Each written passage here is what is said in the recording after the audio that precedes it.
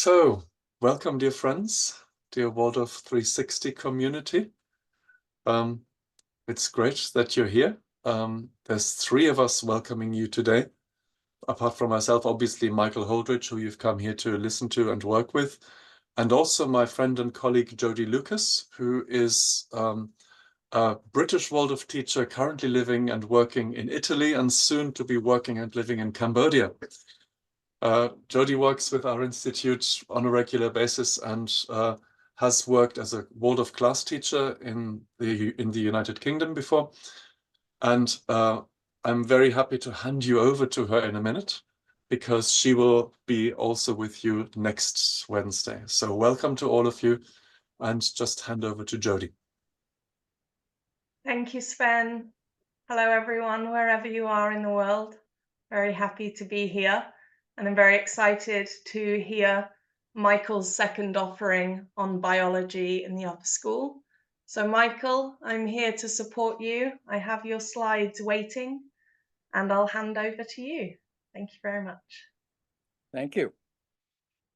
So for those of you who were here last week, you may remember we were talking primarily about the lead in 7th and 8th grade up into 9th grade, focused on 9th grade, and that we were trying to give the students a sense of the clear causality that they can discover through their thinking. That gives them a confidence. If I think about the world, this mysterious world that they're being born into with their new waking consciousness as teenagers, that they think about things and it's clear. There's a clear causality. We didn't get into that very much last time in the 9th grade block. There's a lot more. If you discuss the eye and the ear and all of that, you find all kinds of causal chains that are very, very clear and give the students confidence. I can think about this and grasp it. So anyway, they're moving into that phase of their development in the 9th grade. And today we want to take a further step into the 10th grade and the 10th grade consciousness, because always, as in Waldorf schools, you're looking at where are they and trying to understand that. That's part of Waldorf education is understanding the lawful development of the human being. And then at the other side is, as a teacher, you're experiencing, of course, the differences. And I must say, the change between a 9th grader and 10th grader. Now, these are the US categories. I think they're lined up pretty well with most other places, but you may have to adjust that a bit. The move from the 9th to the 10th grade is the biggest change, the clearest change in experience of the students in all of the high school. And the way I like to characterize it here in Chicago, the 9th graders are almost a little bit like puppies. Yeah, they're coming into the high school and they're yapping and but they're happy. They're sort of they're a little naive and willing to learn, and they're always, oh, hi, Mr. Holdrege, hi, Mr. Friendly, and all of this. And then so often you move into the 10th grade, and these same students that met you with this radiant hello every day, suddenly it's like they may nod and you're there, but they've something else, something has changed, and you can tell. And I'm generalizing, of course, and they're both ends of the spectrum here, but they're living much more in an inner world. You have the feeling things have gone more complex. You experience in their bodies, it's very tangible. They're heavier. Yeah, they're more massive. You feel this puppy thing has gone, it's, I don't want to say dog now, but they're more earthly. And with this earthliness, there's also the inwardness and a bit of this mystery. You feel like there are a lot of things they're digesting. And so they're not just out there sunshine every morning, radiating out in this new exciting world they're moving into. Now, the way Rudolf Steiner suggests the curriculum, the developing of the curriculum so it fits students at this age, I think is meets my experience exactly. He says, we now want to relate this outer, and in biology class, of course, this outer biological phenomena with the inner life to some degree. We want to bring them into relationship somewhat, that we don't just do biology, but we bring some of this inner life into our considerations in the 10th grade biology class.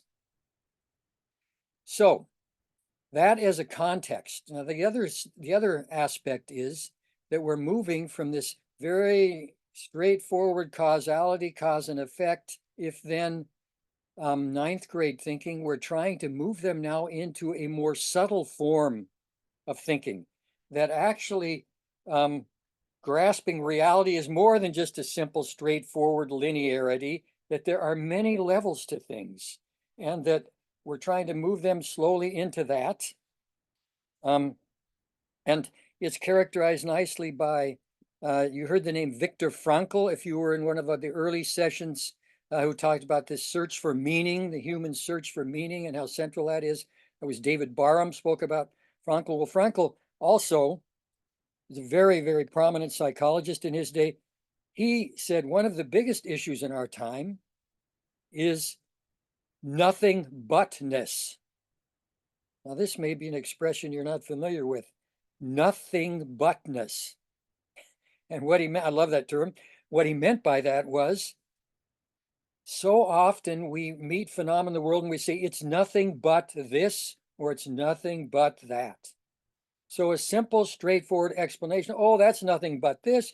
You know, the inflation that's taking place now is nothing but that happened before. Yeah, is very simple, quick explanations of things. And he says, reality is much more complex than that. They're multi-levels. There are causes that work back, effects that work back on their causes. There's circularity, there are layers. Reality is much deeper than that. And so I'd say a big task in this block, an opportunity in this block actually, is to bring a few phenomena where nothing butness just does not cut it. Yeah, that we bring them into a realm of phenomena that is really at many levels interactive and shaping. So one, well, let me say a little bit more. I often, and again, this is just my approach, but I just to give you an idea of something that I've found effective, I often start out this 10th grade block and say, okay, well, you've had a lot of biology guys, you had some 8th, 7th, 8th, and the last year of the 9th, and let's gather together what are the organs we're familiar with also from our everyday life. And I'll just gather a bunch of organs on the board. Yeah, just write them down. Very simple. This is, by the way, your warm-up day. The first day, you need to kind of warm them up anyway, not too heavy. And so we gather this, and then I say, okay, and let's assume there are a few more we didn't get. You know, I might add one or two. Is that the whole human being? Have we actually got here, you know, assuming we've got a comprehensive list, is that the entire human being? And they'll reflect for a moment, and then somebody always have raise their hand and say, well, wait a minute, what about memories, or what about feelings, or, you know, thoughts, and these various aspects of a different level of our existence are brought into the discussion. Yeah, that they aren't up there as these organs, that there's something different going on here. And then teacher can take that a little bit and point out, yeah, there is and it's been historically, it's a huge mystery. Something's been discussed forever and ever. You could say it called the mind-body problem, or the mind-body question. Yeah, that what is the relationship between this inner life, I'll call it now, this inner world that we have, and these outer organs that can be perceived with our senses, even though sometimes we have to operate to get access to them, but they are sense perceptible. They can be touched and smelled and seen and so on. And then this realm of our inner life that you cannot perceive with your senses. So you try to make that a little bit clearer to the students, that this really is an imperceptible realm for other people. We have our own experiences of our inner life, but nobody else can experience that from the outside. And they'll say, wait a minute, I know, I can tell if somebody's happy or not, and so on. And you point out, you see an expression of that through their body, through their gesture, if they're smiling, yeah, if they seem heavy or light. These are expressions, X meaning it's to the outer outer expression of something, but the inner experience you do not perceive. And you can have a longer discussion about this, and the teacher can bring a few details. For example, that you say the world's greatest brain surgeon, yeah, who's done more brain surgery than anyone else on earth in history, has never, in all of these surgeries, discovered a thought. They don't find thoughts in that brain. Yeah, they're not, it's a different level of existence and so on. I like to tell a story about the first time that really dawned on me as a kid, where I realized, I was having all these thoughts and worried, yeah, that the adults around me might, and I read, wait a minute, they don't know what I'm thinking. Yeah, they do not, they cannot perceive that. Anyway, so to just these two levels, inner and outer, just to bring that as a very simple phenomenon or question riddle at the beginning of the block. Okay. I find that the organ system that lends itself, one of them that lends itself very, very well to this, showing the complexity of things and the multi-level nature of things, is the circulatory system. Yeah, we call it the CVS here, the cardiovascular system, the heart and circulation system. And so I usually start the block with this, and I will spend what we're going to cover today in around an hour. I spend over a week on with the students. Yeah, so what we're going to do here in an hour is maybe 7 or, well, it's more like 10 or 12 hours in the classroom. So I'm just going to give you a few images and try to give you a sense for how this studying the circulatory system in this way can take you beyond the nothing but. For example, many of the students will come into the classroom, even the Waldorf kids, the heart is nothing but a pump, right? Heart's nothing but a pump, really. It's only a pump, and the brain is only it's kind of this complex computer-like thing up there, and only nothing but. And to well, I hope it'll become clear that there's a lot more to the heart and the circulation than just some pumping activity. A lot more. Okay, so again, I'm just going to give you an example of the one way one can approach this. The circulation, heart and circulation, they learned about that in the 7th grade usually, but it's faded away to a large degree, and there are fragments, but it's not something you have very clear. And I like to approach it a little differently than they did then and say, okay, circulation, what does that word tell us already? Circulation, because they know what it means, they can connect it with that word circle. That you've got something that's circling. Circulating means it goes out, goes somewhere, and returns, circles back. And I often start with an example of a simple circulatory system. If we could have our image number 1 on the screen. See, I'm so incompetent with this that I don't trust my screen share. So I think I'm saying this to, yes, Jody. Oh, look at this. She's got it down, we think. This is a big test for Jody. Will it work? Ah, well done. Thank you. All right. So I will have a drawing on the board of a fish's circulation. And you can see it here a little bit. Is simplified, and always emphasize this is schematic. It's a very simplified diagram just to highlight certain things. That the reality of the fish is nothing but those lines, no way, lots of levels. We're just isolating one thing now. And noticing the arrows show us the blood is circulating down and again, below and above, that's an abstraction too. It's actually, 3-dimensional. But anyway, you have part of that circulatory system are these bluish lines. And those are the blood. The blood is not, we're not saying it's blue and red. People often do that. They say it's more carbon dioxide rich, that blue, what it's colored here, bluish. and less oxygen, not as oxygenated. So these bluish lines, you've got a very carbon dioxide rich blood that's flowing in our picture to the left. And you've got this kind of bump there. And you notice that bump, if you see the picture down the lower right, that is actually the heart of this fish. And it is what we call a venous heart, because the blood that flows through it is all just this carbon dioxide rich blood. It is not, yeah, that's all it's got. It's venous heart, and venous will be synonymous most of the time with carbon dioxide rich blood. So you've got the blood flowing through there, and then we notice that it all of a sudden it becomes red. Yeah, and the picture, which means it gets oxygenated, gives off carbon dioxide. They know about that, takes in oxygen, and then at a later point in the organism, it gives off that carbon dioxide.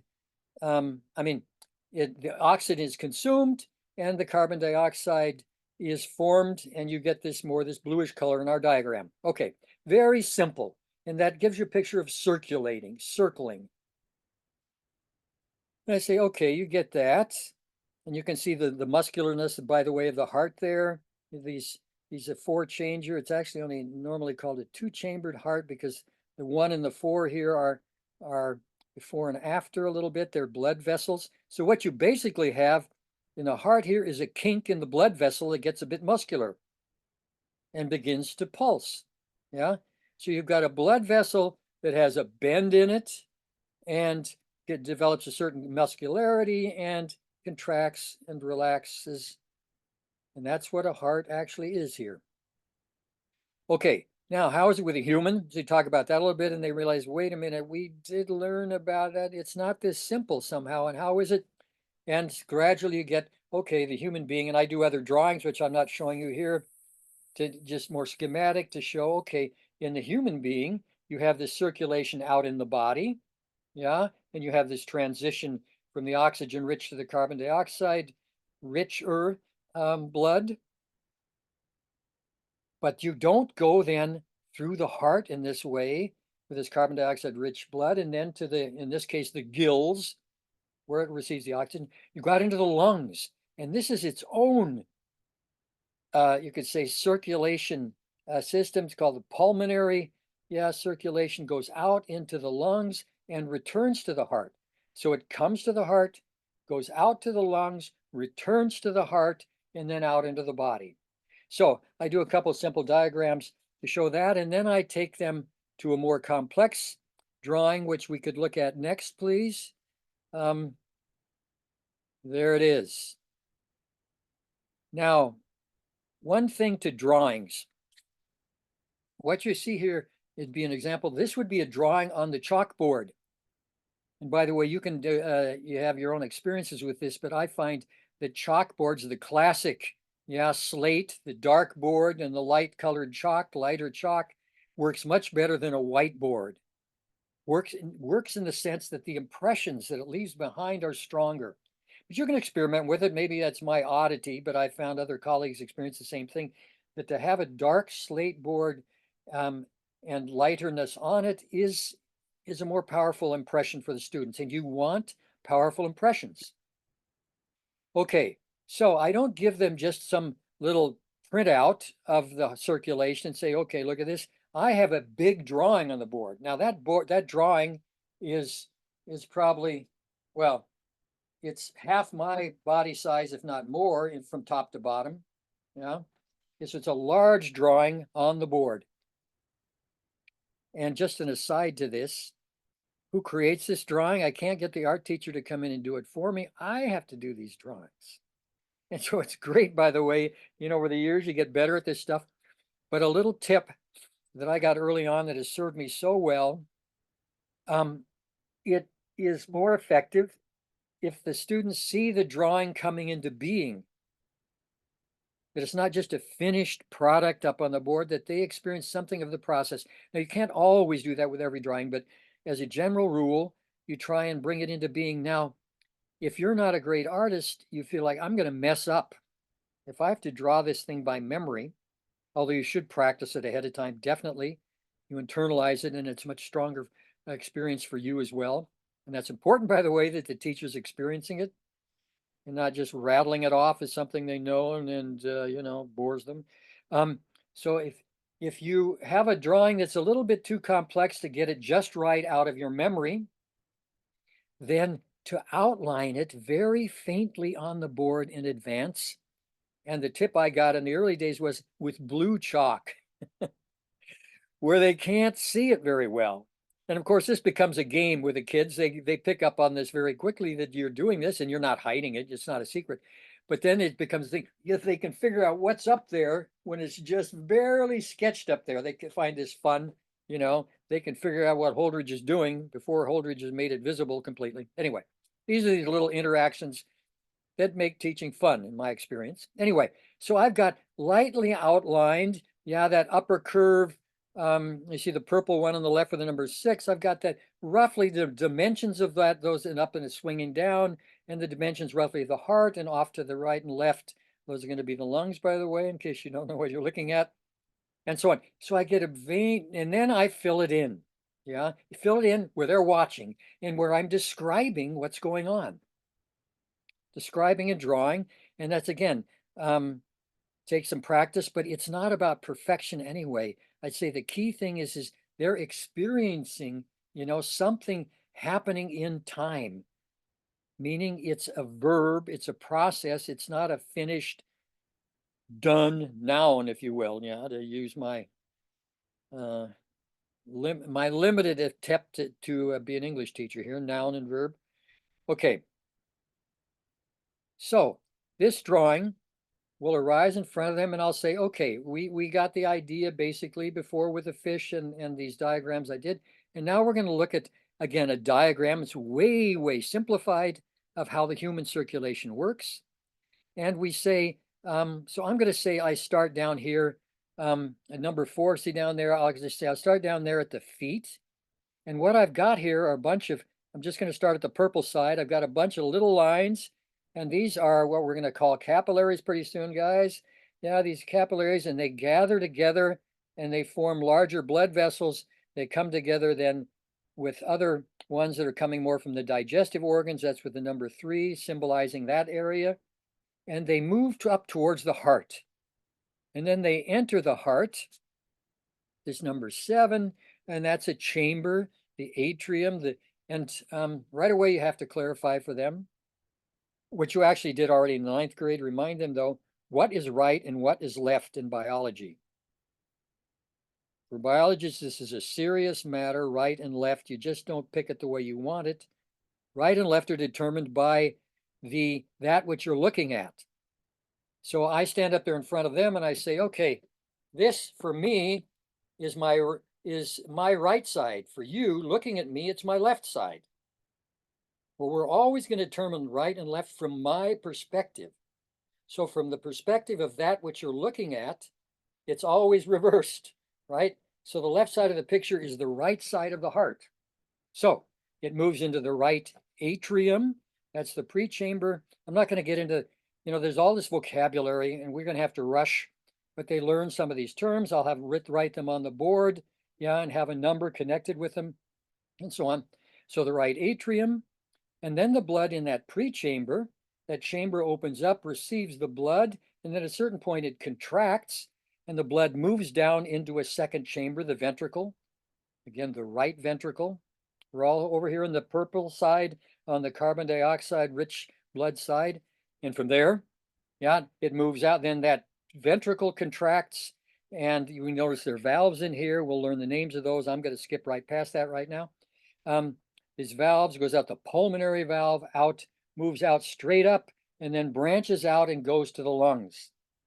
So the blood flows out to the lungs. It's still carbon dioxide rich, differentiates into all of these finer blood vessels in the lungs, gives off its carbon dioxide, takes in oxygen, gathers together again, and returns to the heart, but now on the left side of the heart. And there it goes into an atrium, a prechamber as well, which opens up, receives it, and then contracts, and the chamber below it will open up and receive it, the ventricle. So now we've got the left ventricle. And at a certain point that contracts and the blood flows out upwards in this in this very large blood vessel with the and out into the body. And we talk about how this blood vessel, by the way, talk about these blood vessels with the kids, which I'm not going to do now.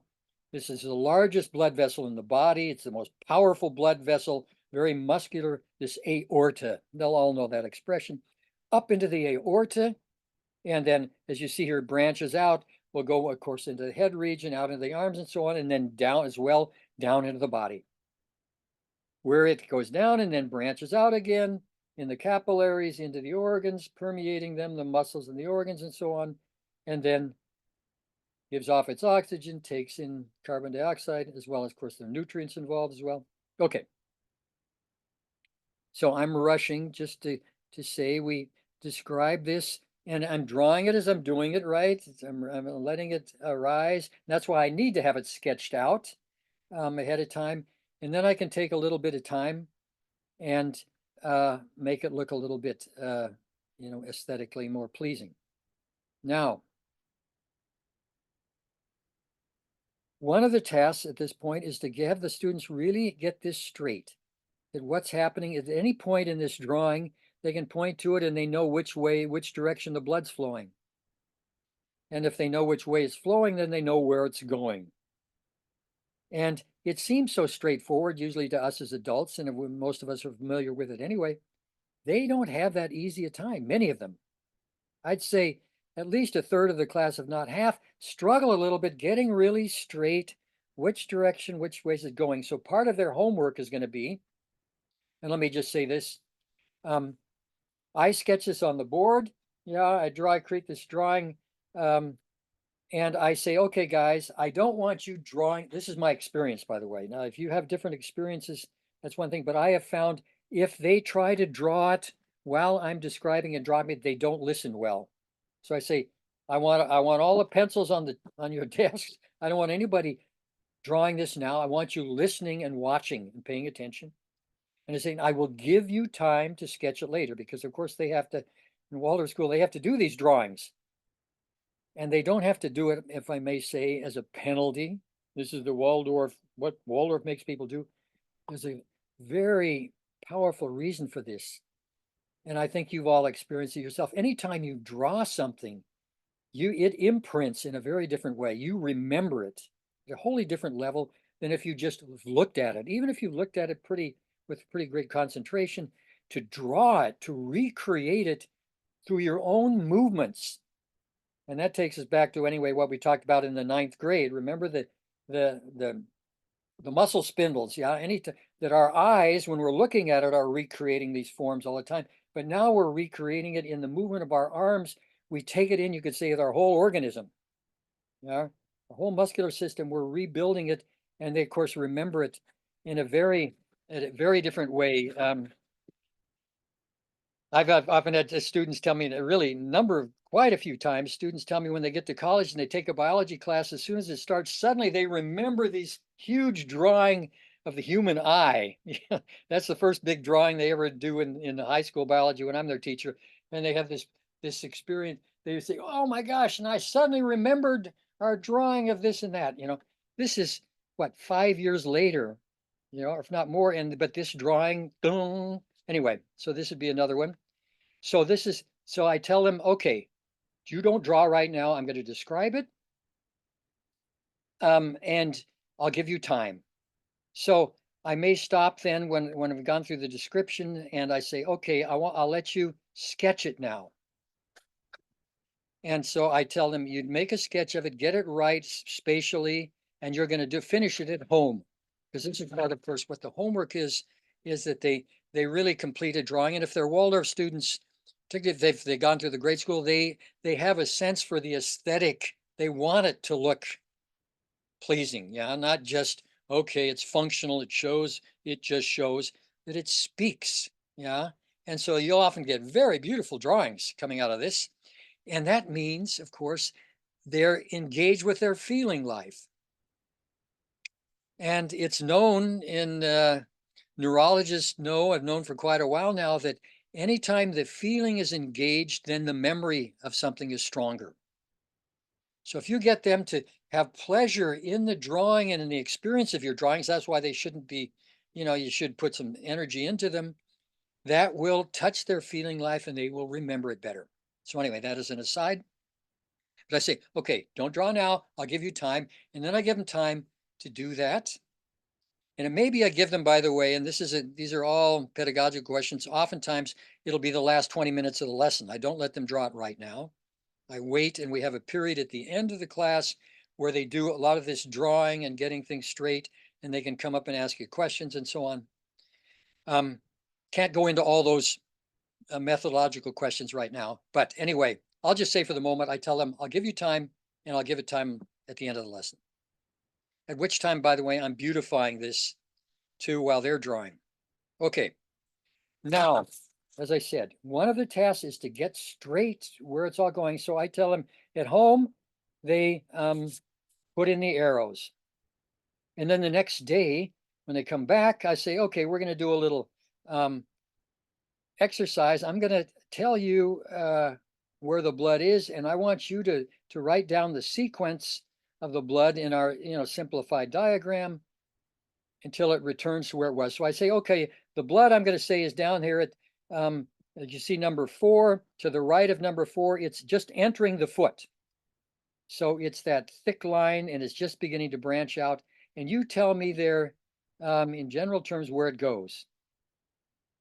So then, and I say, okay, everybody write down. So we're going to take a few minutes and everybody write down the sequence of the blood flow.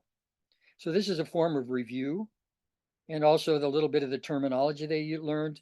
So they're going to say it goes out into the capillaries of the foot, then contracts again. Yeah. And in the capillaries leaves the foot, goes up the leg. Yeah. Up to the, and we've learned this term inferior vena cava, very large vein. Veins, by the way, you give them the definition, are running towards the heart, arteries away from the heart, all of that. Anyway, and so they have to describe that. Okay, goes into the atrium, goes into the ventricle, goes out to the lungs, comes back to the, and to see if they can really do that. Now, this is not a test. Yeah, we're not here. I'm going to test you guys and see if you learn. This is a review for them. And those who don't have it straight, they'll notice it right away, and then they can raise their questions. You can ask other students to explain it to them, have another student go up there and show them how it moves through the body and so on. You can actually, if you've got time in a class, you can actually have several kids moving it in space, this whole thing, yeah, on the floor, have them walk a kind of diagram of the circulation. You can do a lot of things, depending on how much space you've got. Okay. Now, this is just a basic orientation. All we've done here is to give them a spatial framework. And now, we know it has come to the heart. So we're going to look at the heart for a little bit. And if we could have the next slide, please.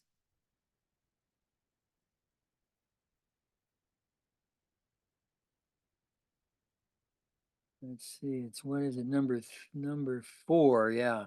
Slide number 4. There it is. All right. Now the heart is it's kind of complicated if you look at it like this. You say, oh my gosh, what is what here? We had this diagram on the board, and yet if we look at the heart here, I mean, where was what was what? And you can point out, okay, what we're going to do right now is rather simplified, and we're going to have to come back later, guys, and figure out in our simplified diagrams how it looks, what is what in the 3-dimensionality. So let's move on now to the next diagram, please. Number 5. All right, so the upper left, we've taken now a slice, yeah, a section through the heart. To get clear, it reminds us of that bigger diagram we had before of the whole circulation. And we want to get this straight with the kids. And then this is where they'll learn the names of the valves and so on. And for you, I just want to point out, okay, we go through this, try to get that straight. These are spatial experiences for them, right? They're trying to see something that changes in time. There's a flow through this, and yet it's a very clear spatial situation. But I think it's important, whenever possible, to let the kids know this is an oversimplification, because actually it's not such a simple diagram. And if we look at the diagram now on the right side, here, the valve plane it's called. If we took a slice through the heart, and if you look at our left picture, you see where the valves are. The valves are actually all lined up. That's the valve plane. So if I take a slice through that, it's about a 45-degree angle from the lower left to the upper right, and remove the top of the heart. So I remove the atria and so on, the arteries and so on. And I'm looking down on the heart now. I'm looking down on the valve plane. And there are my 4 valves. And I know the names of them, by the way: atrial, ventricular, pulmonary, and so on. And I say, okay, guys, which valve is which? Because in my simplified diagram, nothing but a diagram, simplified diagram, it looks like everything's so sweet, next to each other, but it's not like that. The heart is much more complicated in its structure. And I'm not going to go into this now, but I asked them, okay, if we're looking down at the heart, in 2 of those valves, the blood's going to disappear through that valve into the chamber below. And then I say, what's going to happen in those 2 other valves? The blood's going to shoot out of those right at us if we're looking down at it, It's going to come out upwards towards us, either towards the lungs or out into the aorta.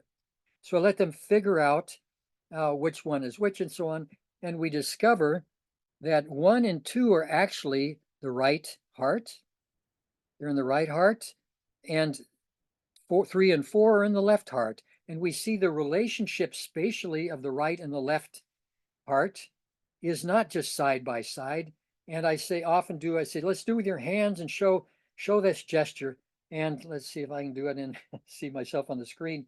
So it's almost like this. You've got the right heart is kind of enveloping to a degree the left heart, and the left heart is much more, and I use this phrase consciously, is much more fist-like, and as it turns out, that left heart is much thicker, and it's thinner, the right heart, that envelops it a bit.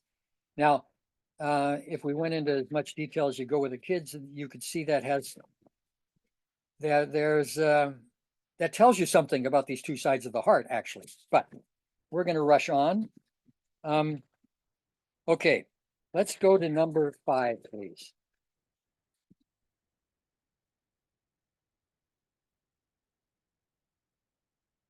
When we're talking about the heart, we have to realize, oh my gosh, that there are a lot of different layers, muscular layers, and they're just not, they're quite amazing, actually. The kids are often, whoa, look at these spiraling muscles. There's these spiraling, contracting muscles, and you can see on the left side there, and there are other ones you can show too. I'm just giving you a couple of examples here. You see on the right side, they spiral around the atria, and then you have almost this figure 8 down around the ventricles and so on. So you've got these spiraling muscle gestures. And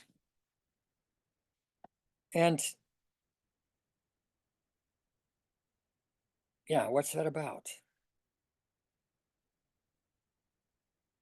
Explain to the kids that when the blood flows into the heart, it's actually, when you have coming from above and below on that right side of the heart, that is actually, there's a spiraling, there's a kind of vortex that you have a spiraling from above and below, and they spiral around each other. They don't clash. They don't meet the stream from above and below and just, create a chaos. They actually spiral around each other.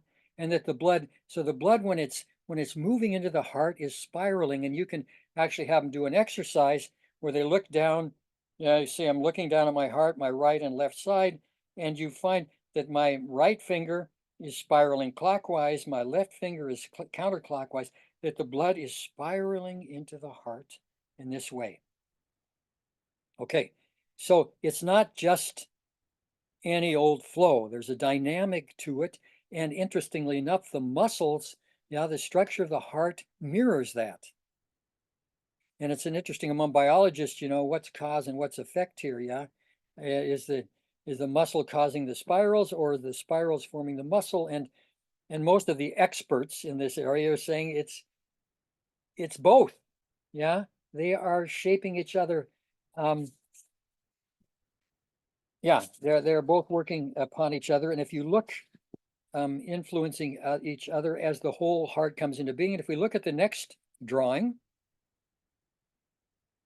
should be number 6, you see that what you have in the heart originally, when the heart is just forming, it's a tube. That's that, what is it, letter A up there? Is that what that, yeah. So it's a tube, it's coming, you see the blue down below, it's flowing into this tube, yeah, and then flowing out the other end. And at a certain point, at about 3 weeks time, the tube is formed, the blood is flowing and is beginning, yeah, to get this pulsing movement. And then all of a sudden, a twisting dynamic comes in. And I have the students do this, and maybe you could do this too. Put your 2 hands in front of you, palms facing out. Let's say the right hand below, left hand above. And now, if you let the left hand twist to the left and sink, and the right hand twist to the right and go up above, and they switch sides and they interface like this. So go back again. Shoom. Yeah.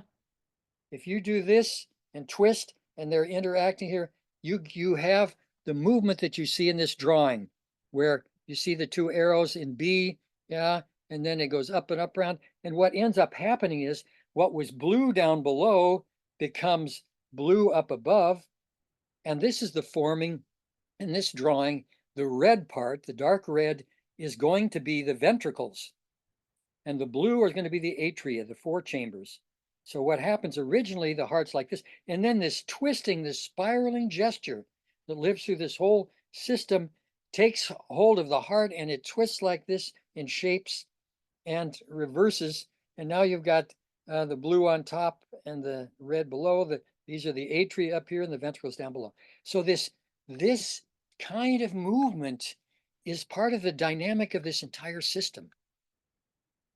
And we also know, by the way, that with the way water flows in rivers, yeah, you also could cover this in a 10th grade geophysiology block, but there's also these currents, yeah, and that's how you get the meandering of the stream. It's amazing how the meandering of the stream comes about through these spiraling movements, that water doesn't just go straight, yeah, it meanders. So anyway, these vortices, plural.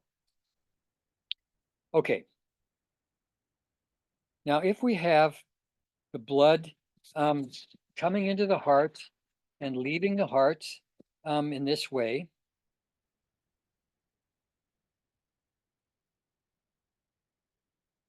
we take them back out to the body. So they're a little bit oriented. You know, they've also learned some of this terminology. And now, oops, and I just lost my screen. I don't know how that happens. Wait a minute. Just a second. Zoom, boom. There we are. Sorry, I don't know if this ever happens to you, but sometimes my screen disappears. Okay, so you've seen that. And now if you think back, and again, you know, with the kids, I've got that big circulation drawing on the board the whole time. Let's go back to that, number 3. We could. I hope your slide system can go in reverse. I didn't inquire about that. That's number 3. Yeah, here we go. One more. Bingo. Jody's an expert. All right. So now if we imagine this blood is leaving the heart and going out into the capillaries, so via the aorta, that number 1 up there. And now we characterize for the students a little bit an image that they usually find. They like this image, it's helpful to them.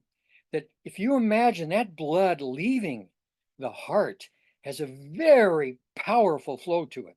And I like to compare it with white water, that they all know what it's like up in the mountains, where you have these mountain streams and they're they're shooting down and they're eroding the landscape, and they're white. Yeah, they're bubbling, meaning I'm going to say they're oxygenated. Yeah, the blood is leaving the heart like that with a tremendous dynamic out into the body, then goes out into the capillaries, and there everything quiets down and it gets much more sleepy. And then when they gather together, the blood in the capillaries leaving the organs, it's a very dreamy, there's no longer, I'll come back to this in a moment, there's no longer a pulse, there isn't blood pressure anymore in the same way at all, and the blood flows back and flows back towards the heart. It's much more like in the US, I'd say like at the Mississippi, yeah, or you might say the Amazon or the Indus, or you know, the major river towards the end. Yeah, it's got a lot of waste material in it. It isn't oxygenated at all. It's flowing this sleepy kind of flow. And you can, of course, describe this for the kids and talk about their experiences. It's a very different dynamic, this blood, as it flows back to the heart. As it turns out, 85% of the blood is in this slower dynamic that has left this whitewater system, the high pressure arterial system, you know, the arteries, and 85% of the blood is actually in this much dreamier, sleepier return to the heart, in the direction of the heart. Okay, so try to get a characterization there. And now we point out when we're away from the heart, these capillaries, there are quite a few of them. And as it turns out, depending, of course, on body size and so on, but approximately, if you put all these blood vessels together, yeah, and then most of them are the capillaries, of course, you put all the blood vessels together of a normal sized human being, it would amount to a distance of roughly 60,000. Now, should I say kilometers? I mean, well, I'll just say 60,000 miles. 60,000 miles, that's 2.5 times around the Earth. Okay, 25,000 miles. If you're thinking in kilometers, you got different numbers, but 2.5 times around the Earth, that's about 60,000 miles almost. That's the density of the blood vessels we have in our body. Yeah, that those passageways for the blood are about 60,000 miles long. Now, the blood isn't in all those passageways all the time. And this is something that surprises the kids. It's actually only about 25% of the blood vessels in the periphery are perfused, have blood in them at every moment. So that the blood is not just, you know, everywhere all the time going through these tubes, that it's selective. It goes certain places at certain times. It goes different places at different times. Yeah, if I've had a big meal, a lot of that blood is going into my digestive organs. Yeah, if I'm running, yeah, a race, yeah, then a lot of that blood is going into those leg muscles and so on. So depending how I'm active, that blood is going different places, and not going other places to the same degree. Now, it doesn't shut down everywhere where if you need it in your to digest, but people often notice they get a little sleepy when they're after a big meal. Although the one place where you have constancy, and that is the brain. The brain is somewhere where there's very little variability. It needs that high oxygen input all the time, yeah, and the sugar that comes with it. But otherwise, it's a great variation. And so, as it turns out, well, as the blood is moving through all these places, it's changing, by the way, all the time. Yeah, it's going into the digestive organs, it's taking in nutrients, it goes into the liver, it gives off a lot of those carbohydrates at certain times of the day. And other times of the day, it receives, yeah, the blood sugar from the liver, and it goes into the kidneys and gives off water and salt and so on, or it goes into the lungs, gives off carbon dioxide, takes in oxygen. So the blood is constantly changing.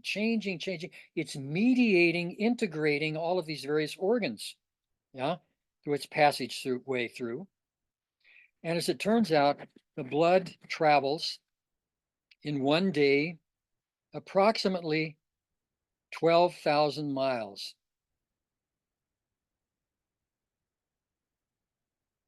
12,000, that's 20,000 kilometers, yeah.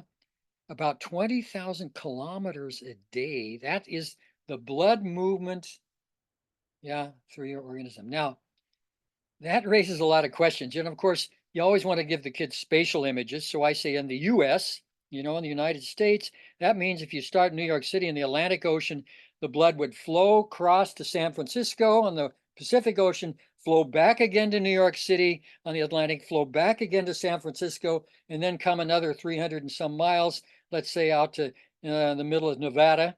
Yeah, that's how far that blood flows in a day. Now that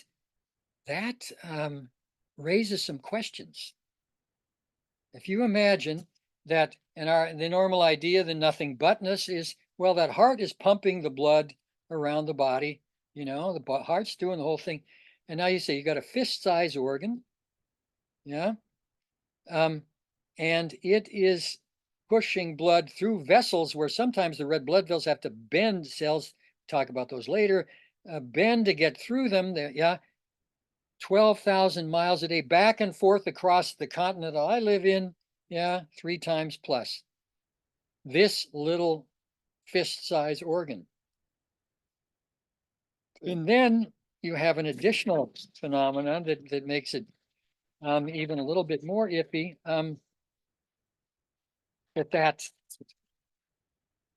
That fluid that's flowing in those blood vessels is leaking.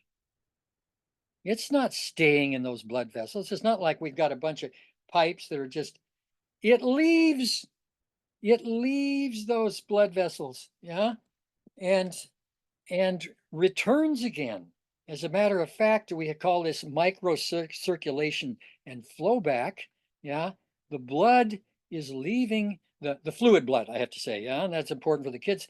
The fluid blood, the blood plasma with the white blood cells, that's leaving the blood vessels, yeah, going out into the tissues, carrying the oxygen and nutrients and so on, and returning again with the wastes and the carbon dioxide. It's leaving and returning. So you've got a circular system. The heart's supposed to be pushing that at 12,000 miles, but it's leaking the whole time.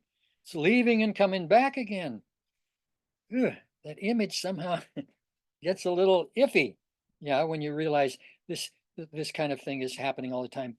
And as it turns out, the blood leaves about 200 liters of blood plasma leaves the blood and returns every day. And if you think that we have roughly 3 liters of blood plasma,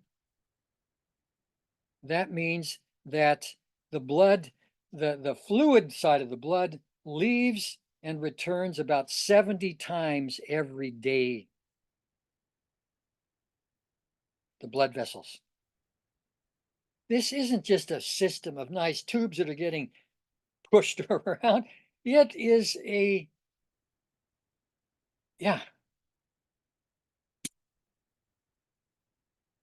it's a very complex thing. Now, of course, I go into much more detail and talk about the extracellular spaces, and that the plasmids that's in there and how this happens. But I'm just telling you for right now, or pointing it for you when we're trying to look at the dynamic of the whole, we've got this microcirculation, which makes the whole picture much more complicated and interesting. Yeah, dynamic. Okay. Now, so the blood leaves the heart. Going to return to the heart now. We realize it's got a long ways to go. Yeah, in a day. Yeah, leaves the heart, and you've got this white water. And in this white water, which is the flow of the blood, the oxygenated blood, which it picked up in the lungs, there's a pulse there. There's a pressure wave. That's what a pulse is, a pressure wave coming from that contraction of the heart. So we notice, and again, we're trying to get the kids to feel this dynamic, yeah, that this isn't just this object there that they sense, oh my God. So you get this sleepy, yeah, Mississippi kind of, again, if that's a US image, Mississippi, this downriver, yeah, Amazon sleepy flow there. And then it comes into the heart and it gets a new dynamic again. So what was slow flow now through the heart, it receives an impulse, and it really does. And it receives a pressure wave, yeah? And so as the blood flows out, We want to help the students distinguish between a pressure wave and a flow itself. Because a wave, you know, if you think of a wave moving across a body of water, is different than the flow of the water itself. Yeah, if you imagine a lake or an ocean, the waves coming in doesn't mean all the ocean's coming on land. The wave is moving through it. So we talk about that a little bit with the kids. But this pressure wave is 10 times faster than the flow of the blood itself out of the heart. So if you take that blood out of the aorta and in order for it to get to the foot, it takes about 2 seconds, which is really fast. You know, the kids are amazed. Oh my God, leaves my heart and in 2 seconds it's down to my foot, if that's where it's going. A lot of it's going elsewhere. That pressure wave is down there in 0.2 of a second. Now that pressure wave, I say, you guys all familiar with it. You take your pulse, you're sensing that pressure wave. And you've learned you sense it in your arteries. You don't sense it in your veins. You got to get in the right vessels because there isn't a pressure wave later on that runs down. And you talk about, of course, the arteries, they're muscular. Yeah, there's a thick muscular, do a drawing of them as well, thick muscular layer. And the veins, much thinner, much more, yeah, they can expand. So they're much more, if there's more blood flowing in, they just expand a little bit. Again, this sleepy kind of downstream quality. Áo một đầm mình phải mang thật nhá. Pardon? Hả? I couldn't hear that.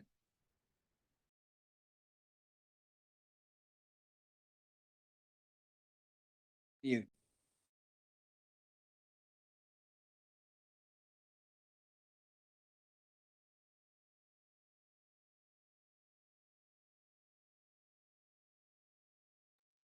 Oh, I thought I unmuted myself. Okay. I'm unmuted. I don't know how much you lost when that started. Anyway. About 20 seconds, Michael. Sorry, we were both trying to press your unmute button at the same time and we got cross wires. Should be all fine now. Too many cooks spoil the broth. Is that the phenomenon? Yes, indeed. Okay. Let me see, 20 seconds. So what I'm describing is this flow out of the heart, yeah, the pressure wave into the capillaries, and then that goes away, yeah, and you get into this much more this interactive with the organs, with the tissues, and so on, and independent of this heart activity, yeah, all of that. But one thing it's important to realize, when the sleepy blood comes into the heart and leaves it, a rhythm, that's this pressure wave is put into this blood flow. Suddenly there's this rhythmical dynamic that's sent out into the whole body. Yeah. And as you know, when you're relaxing and so on, it's a mellow one. When you're active, it's different. So there's a different dynamic going on, this rhythm, and that's sent out into the whole body. And the students, of course, know how central rhythms are. Yeah, because they live in the rhythm so much of music. And I say, if I start doing a certain yeah, a certain rhythm, sorry about that one, suddenly the whole class will start swaying. Yeah, if I could do it, or I have a little recorder on, I suddenly play this, and you can see everybody moves with that rhythm. Yeah, it's called dance. Yeah, and you can see whole crowds of people. Yeah, thousands of people. Yeah, in a concert, and they're all moving with that rhythmical. So the heart is sending a rhythm down into that body, which then dissipates. And rhythms, as I say, it organizes a whole crowd. There's a kind of organizing, permeating activity with rhythm. So anyway, that's just another phenomenon to think about. And so we talk about these various things. We're trying to get them into realize, oh my gosh, there are these different qualities out there in the periphery, leaving, coming back, and so on. There's this big dynamic rhythm at the beginning of the heart, and so on. And now a question the teacher can put is, yeah, well, what causes the heart rate? What determines the heart rate anyway? I mean, when it beats fast, it beats slowly. Yeah. What causes that? Or you could say, what determines how much blood is leaving the heart and getting into the body all the time? Okay. So experiments have been done with this, and they'll know out of their own experience. I say, if I make you guys run a couple laps, around the school, and you come back in here, your heart, you'll all know, you'll feel your heart is beating very rapidly. So when you do something like that, it causes your heart rate to go up. I say, okay, well, now imagine I'll put you all in comfortable recliners. I'll get a pacemaker, and I will let that determine your heart rate. And so you're lying in your comfortable lounge there, and your heart rate starts to go up. And I might increase your heart rate 3 times. Yeah, 3 times faster. And what do you think is going to happen to the blood flow? How much blood is going to be sent out into the body if that heart rate is increased 3 times? Because you've been running around the building, that the blood is flowing, your face gets red, the blood is really moving. There's a lot going on. And what do you think that would be like lying in the lounge and your heart is sped up like that? Well, it turns out that when that happens, if you're just lying there, being lazy, chilling out, the amount of blood, what we call a cardiac output, you teach them a term like that, cardiac output, that leaves that heart muscle, over a period of time, does not increase. The amount of blood that's flowing out of the heart into the body, if you're just relaxing there, even though your heart is beating 3 times faster, that's the same amount of blood flow into the body and back again. Now that's a bizarre thing, and you can show that to them if we could look at the next slide, or that's not the next one, whatever number that is. That would be number, we've got them copied here. Number 9. So I'm out of sequence here.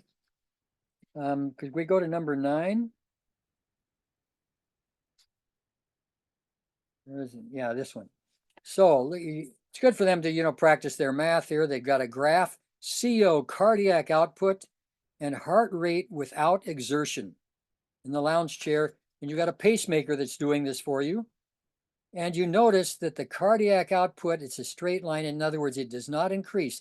The heart rate is increasing. I increased, on my x-axis here, I increase the heart rate, but it doesn't increase the amount of blood, going into circulation. Whereas if I run around the block, and I'm increasing my heart rate through exertion, that's the cause, then the cardiac output increases, correlating to how much exertion I have. And if you look down here at the one below, you see you could say also correlates with oxygen consumption.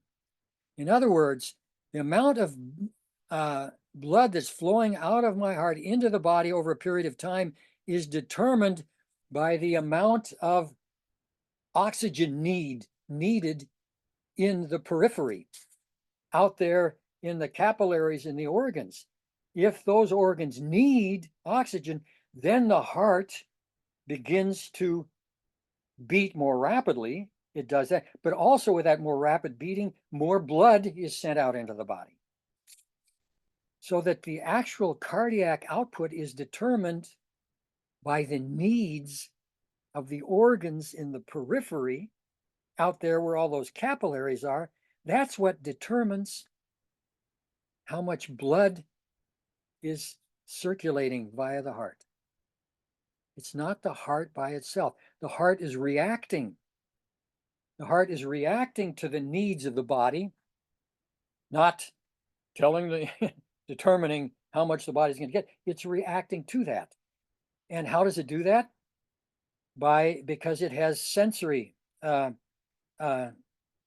nerve receptors in the heart, in the atria of the right heart. That's where the Mississippi blood is flowing in.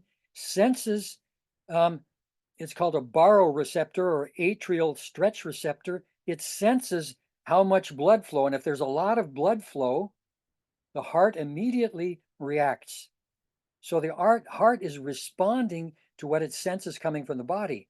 And what does it do? If there's an excess of flow, meaning a lot of blood's coming back, then it sends out a hormone. It excretes a hormone called atriopeptin that causes the kidneys to secrete more salt and to secrete more water to lower that volume of fluid on the one hand. It also immediately begins to beat more rapidly. it begins to beat more rapidly when it senses more flow coming back. And on the other hand, when the blood is leaving the heart to go out into the aorta, for example, there are also sensory organs there. Yeah, sensory receptors is a better word. It sense the oxygen levels relative to the carbon dioxide levels. Has to do with the pH of the blood. Yeah, they sense that. And if the blood is higher in carbon dioxide, yeah, then immediately the heart causes the lungs to breathe, yeah, to expand and contract more rapidly and also deeper. Yeah, so it influences immediately within 2 seconds, 1 or 2 seconds, immediately the lungs are going to react, yeah, to what the heart senses. So the heart causes, yeah, more intense breathing, because the kids know you run around the block, your breathing changes dramatically, but your heart is calling that forth by sensing the quality of the blood. But it's not getting enough oxygen, senses that, and it causes the lungs to more rapidly and more deeply. So the heart has a sensory function. Yeah, the heart is harmonizing and sensing what's going on in the periphery and reacting to that and helping it happen, helping that harmonizing happen. Okay, so we got a bunch of stuff there, and I want to give you a chance to talk a little bit. And I'm going to see here, I had one spot, because in regular classroom, you don't have to think, when am I going to do the breakout room? It kind of flows. So I'm going to give you a little exercise now of this heart. Let's go. Oh yeah, which drawing is that? We had one.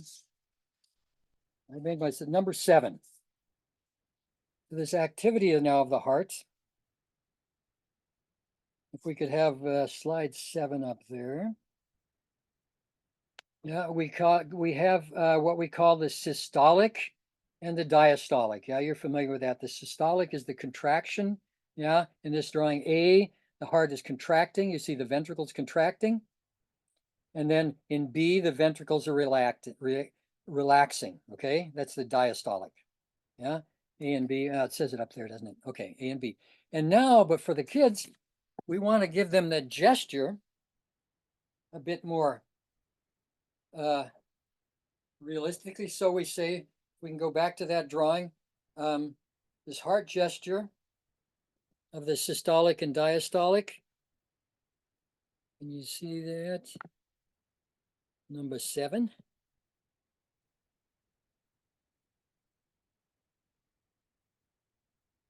There we go. All right. So now what's happening if you see A? Now, if you look at A in the upper left, and now you look at the drawing on the right, you notice 2 lines on the top. Oop. 2 lines on the top. Oh, our slide is beating like a heart. There we go. Now we're back to the heartbeat we want. You notice the valve plane. That line is the valve plane. When the heart contracts, the ventricles contract, that heart sinks down and the valve plane goes down. Those red arrows show the valve plane sinking, right?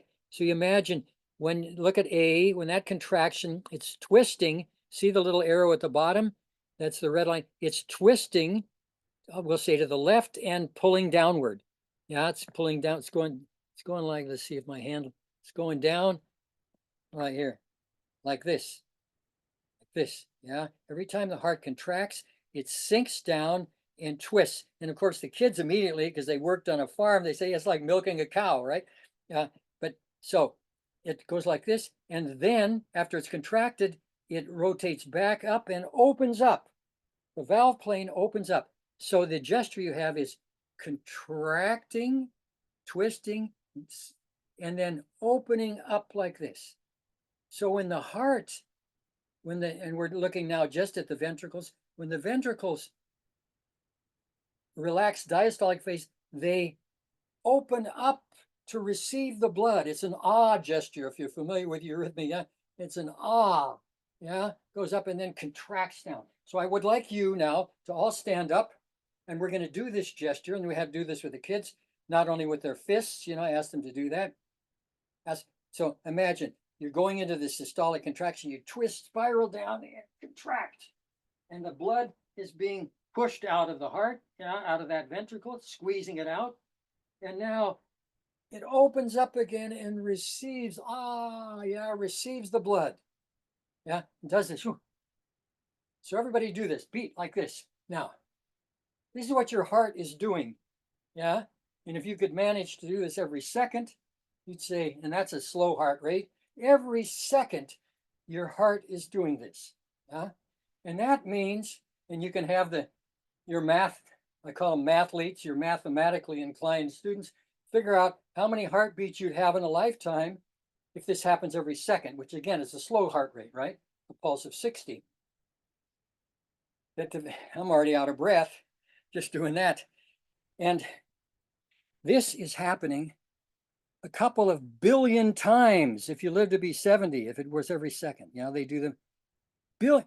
This dramatic movement, that is not a little thing. Yeah. And it goes on a lifelong. And as it turns out, the inner layers of the right side of the heart, that's where you see more of the fist. The right side is thicker. I think if we look at the next drawing, we can see how the difference is between the right and the left side of the heart, how thick that ventricle muscle is on the left. Again, for us, it's on the right, but it's the left biologically. So it's a very thick muscle, and the inner layers of that muscle with that contraction, they get pressed, they say pressed white. The blood does not get into those inner layers. Yeah. For most of the time, during the whole contraction, there's no blood flowing in those inner layers. And it's only when the muscle relaxes and opens up in this awe, for about 20% of the time, those inner layers get blood. When that heart's completely relaxed, and then they get pressed, anytime you press on something, you go pale where you press because the blood's pressed away, it doesn't circulate there. And this happens in these inner layers. So it's a very tenuous situation. It's a very tenuous situation. And the only way the heart survives, because those inner layers, again, their perfusion, they're only circulated about 20% of the time. That's deadly anywhere else. Yeah. And they relax. And then the heart goes up like this to receive the blood. And that short time, and then it contracts again. Okay, now I'm going to ask for a breakout group with the following question. And this is a little artificial, in a classroom, this would happen slightly differently, but this gesture of this contracting and this relaxing, I'm going to ask you to discuss with each other, and this be, I'd say, relatively short discussion. We'll have another breakout room very soon that'll be a little longer. This gesture, where else do you see this in life? Now, life can mean, it's a very, very nebulous term I'm using right now, but where else do you see this gesture of, and I'm talking about not just the up and the down, but this qualitative, the character of this gesture, this contracting, this relaxing, where else in life? So if we could break out, let's make it a real shorty, let's say 4 minutes, and share with each other, where in life do you see this? I'll even call it a polarity, if you will. So join a breakout room and go for it. Okay, so I'm looking at the clock. Oh my God, I should have looked sooner. All right, this gesture, could we have a couple of comments? Yeah, and again, it's not just, it's the dynamic. Where else do we have that? This is something, the kids, you ask them this, and you have them break out in little groups too. And I think based on the short amount of time we got, because I want to give you one more breakout, I'm going to answer this question. Yeah, really rapidly. The direction, any way that I would lead the kids, there could be different things. It doesn't mean the other stuff's wrong. But guys, what happens day and night? Waking, sleeping. Waking and sleeping. You have a real intense day and you've got to go to bed and you got to sleep it out. Yeah, that heart has to really let loose. Yeah, and then it wakes up. Yeah, waking up. What about summer and winter? Yeah, again, depending where you are on the earth, but summer, yeah, unfolding, then contracts into those buds in the winter, yeah, has to do, yeah, this breathing. Of course, we talk about in Waldorf education, and it says, and I think experienced teacher knows, every lesson needs to breathe, where you contract and you focus, and then you let loose, you humor. And in fact, if you look at laughing and crying, if we were going to do the lungs, which you do in the 10th grade, you talk about what's the difference, what's laughing actually? Ha, ha, ha. It's a total out breath. Yeah. Ha. Laughing's an out breath. And you're crying and yeah, it's in breath. You're coming in. Yeah. That our inner life has this gesture. Nature has this gesture. Day and night.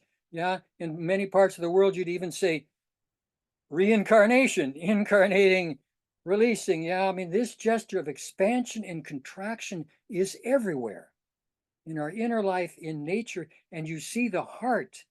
The heart is, you could say, the master of this, and that the heart manages several billion times to do this without a vacation. Guys, the heart doesn't get to stop at night. It slows down a little bit, it's a little bit more relaxed, you know. And I say, guess what? You know, that's what vacations are. Vacations are this, yeah. And guess what? We take breaks during the school day. What is your recess? Your recess is this, yeah. And then and if you have a good recess, you can contract more.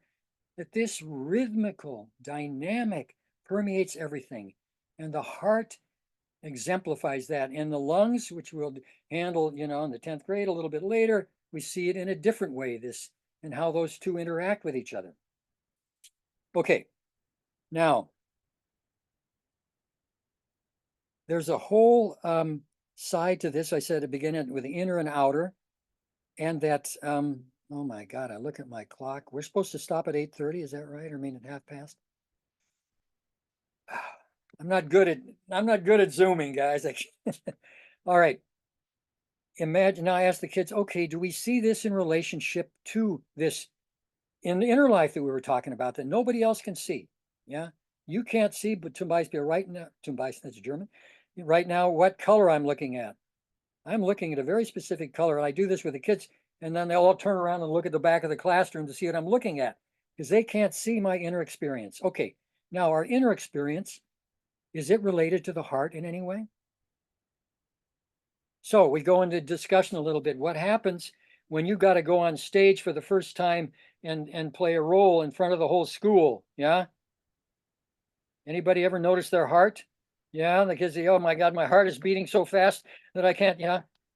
This isn't physiological. Yeah. This is emotional. My heart is all of a sudden breathing. Or I see that person that I've got a big crush on, you know, play on this stuff a little bit with the 10th graders, you know, and you're going to go speak to that person for the first time. You've been noticing, you know, they're in the other class, and your heart is beating like this.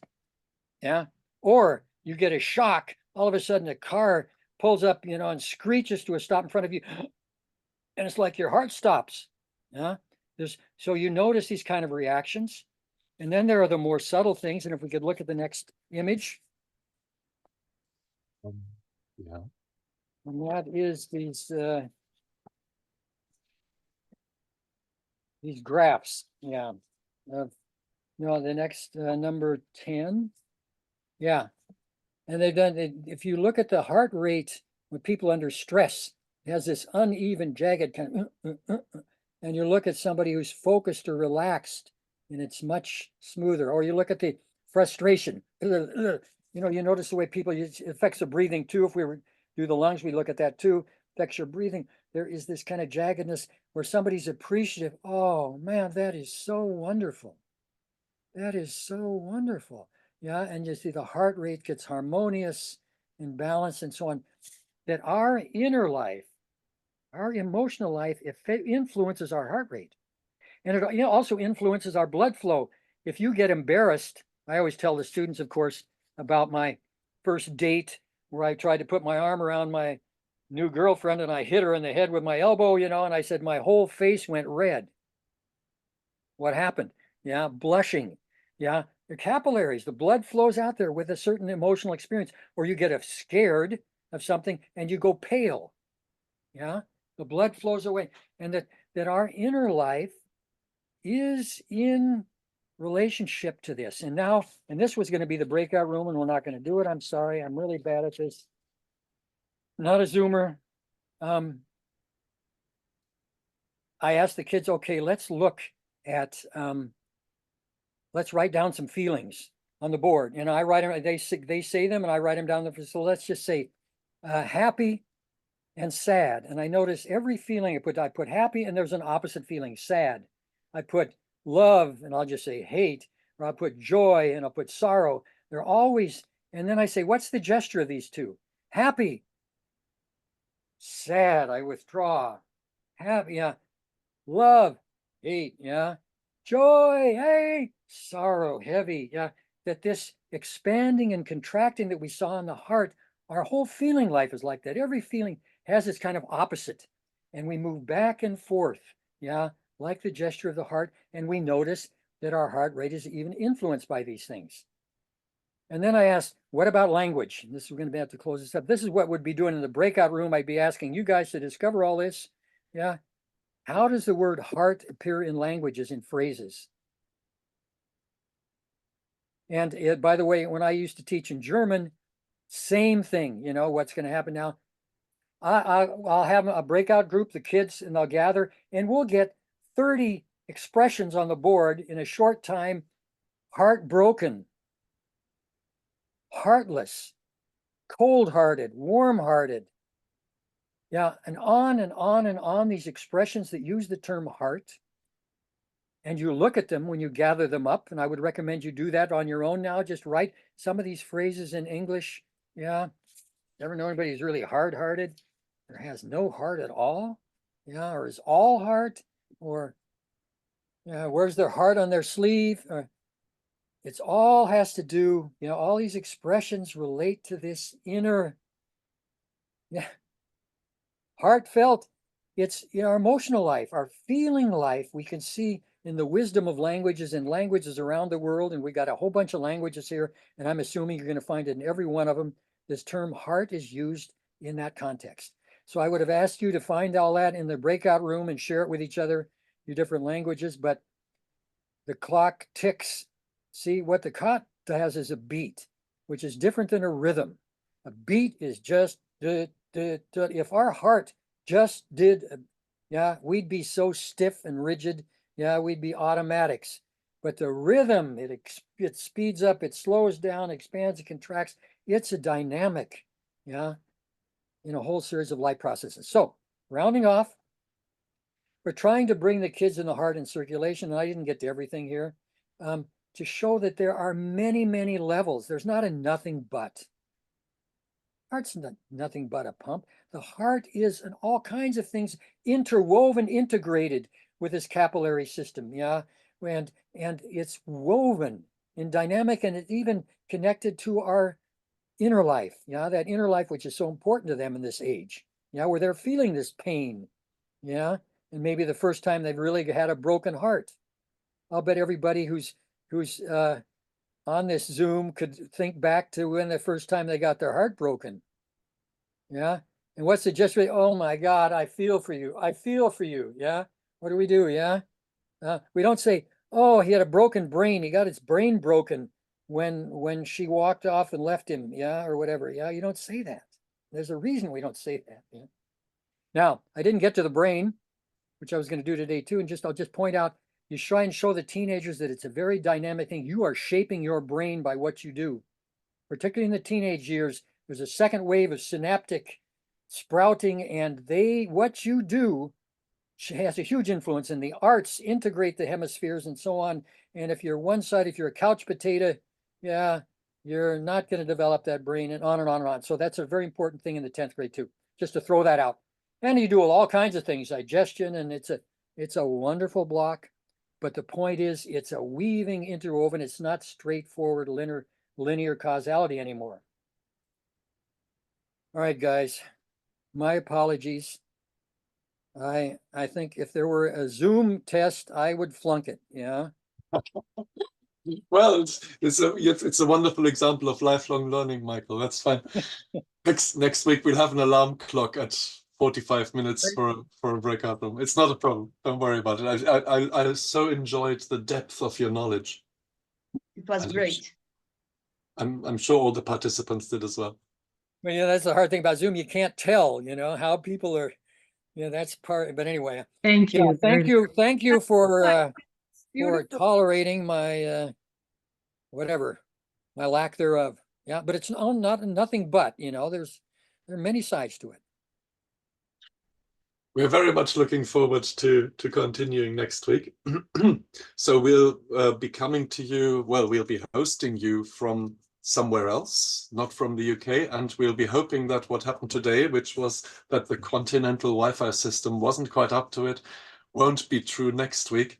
The good news is that the place from which I'll be hosting is a participatory school in Waldorf 360. So they'll have to make sure that there's enough bandwidth to accommodate us all.